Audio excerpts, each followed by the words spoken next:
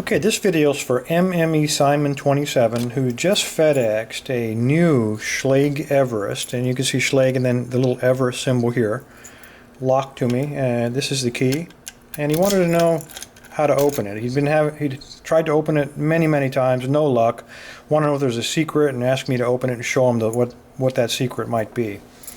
Well, there's no secret on the Everest. It's a normal 6-pin Schlage, and the only, I don't want to use the word secret, but there is a security feature. It's a key control feature, and there's a small detent on the bottom of the keyway. And if you look closely at your key, on the top you can see the 6 pins, but if you turn it over and look at the other side, you can see another cut. And this is the cut that actually lifts up that detent with the key so that it removes a plug from the cylinder. So it will release it, and I suppose in that respect it's a security feature. So let's go ahead and try to pick this thing. I've picked it several times, and then when I get it to the last pin, what I'll do is I'll turn it so you can see it a little more clearly, and then I'll show you what to look for. So you pick it like a normal Schlage. Now let me turn it. I do have the sequence down, so let me go ahead and see if I can't do that real quick.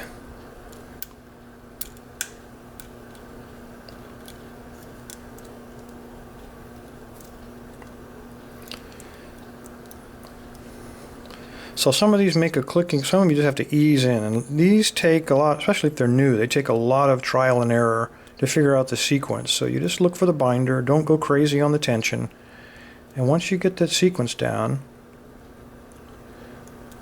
okay, and I think we are, let me check the tension. Okay, number 1 is now my binder.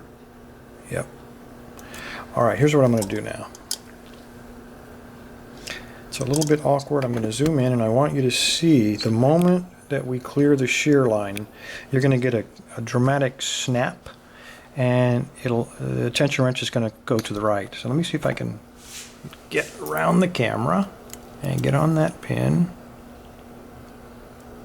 Again, this is really weird. I'm trying to pick a lock through the viewfinder. Okay, I think I'm on him. Watch the cylinder and listen for the sound.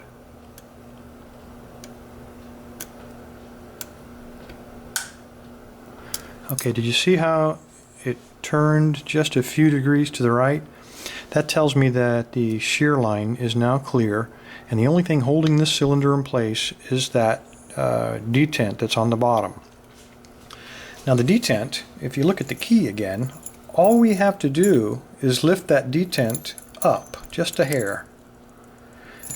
And we know he's on the right hand side because that's where he is on the key. So what we're going to do, again, I'm going to have to back this camera out just a hair to give myself a little more operating room.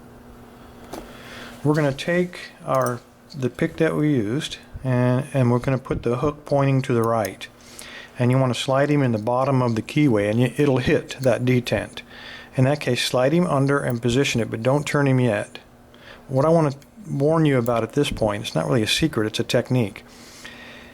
When you pop that pin, your thumb is going to push the cylinder that way, but your hand instinctively on the bottom with the pick is going to pull the other way, and it will relock the cylinder.